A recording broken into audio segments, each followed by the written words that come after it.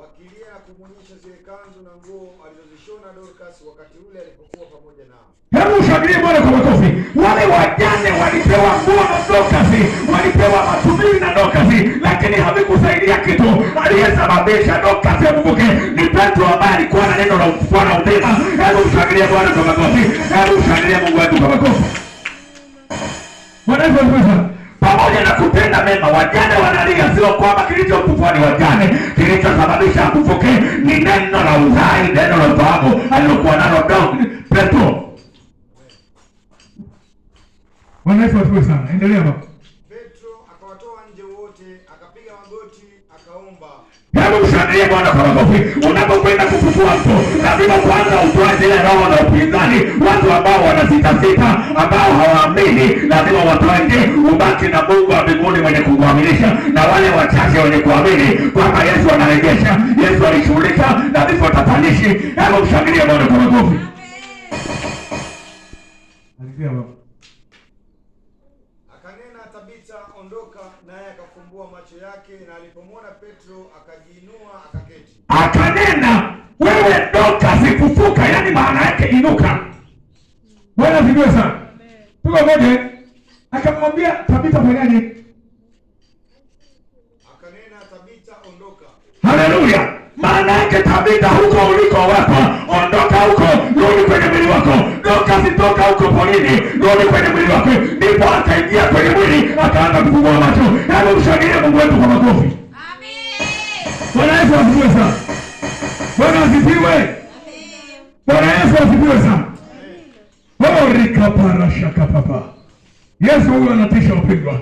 Yesu anashughulika leo, anatamani kanisa lishughulike na vifo matatanishi. Vifo matatanishi hazifai. Vifo tatanishi ni wachawi. Amen. Haleluya kanisa. Amen. Haleluya.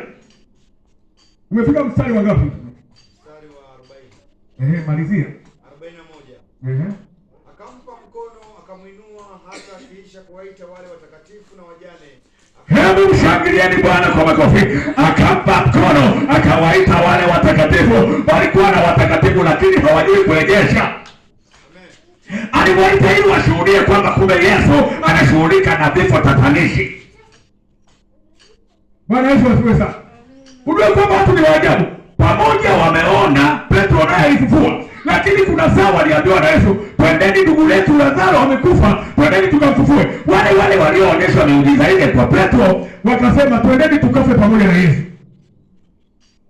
Hilo ndio shida. Lazima upate watu mashujaa. Hata mtu amekauka, mishipa imekauka, imesigaa, ukisema tunarudisha mishipa kwa kuamini, mishipa inainuka na yule mtu anafufuka. Haleluya kanisa. Amen. Bwana Yesu asifiwe sana.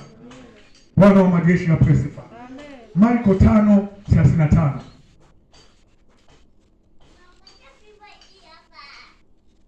Marko 5 mstari ule wa 35. Hata alipokuwa katika kunena, wakaja watu kutoka kwa yule mkuu wa sinagogi wakisema, binti yako amekwisha kufa, kwani kuzidi kumsumbua mwalimu? Hebu shangilie Bwana Yesu kwa makofi. Hebu shangilie Bwana wetu kwa makofi.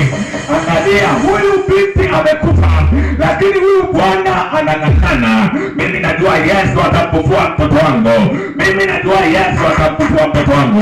Huyu baba akang'ang'ana, akasema hakuna kupeleka mochwari, lazima mtoto wangu afunguliwe, lazima mtoto wangu afufuliwe. Hakuna biashara na mochwari hapa.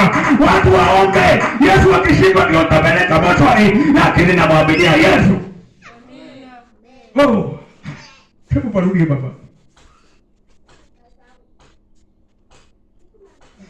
Hata alipokuwa katika kunena, wakaja watu kutoka kwa yule mkuu wa sinagogi wakisema, binti yako amekwisha kufa, kwani kuzidi kumsumbua mwalimu?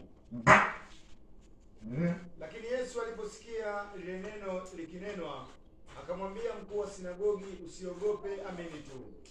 Wala hakumruhusu mtu apatane naye ila Petro na Yakobo na Yohana nduguye Yakobo. Wakafika nyumbani kwa yule mkuu wa sinagogi, akaona ghasia na watu wakilia, wakifanya maombolezo makuu. Alipokwisha kuingia, akamwambia, mbona mnafanya ghasia na kulia? Kijana akufa bali amelala.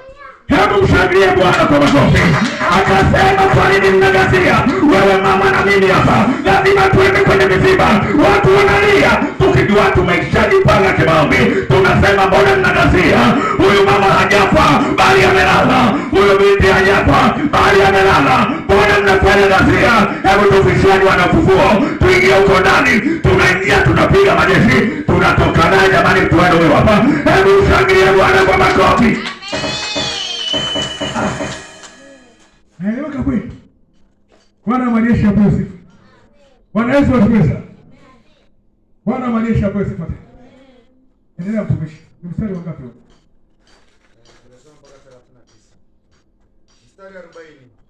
Wakamcheka sana, naye alipokwisha kuwatoa nje wote, akamtoa babaye yule kijana na mamaye na wale walio pamoja naye, akaingia ndani alimokuwamo yule kijana. Akamshika mkono. Hebu pale walipomcheka ni mstari wa ngapi? Mstari wa 40.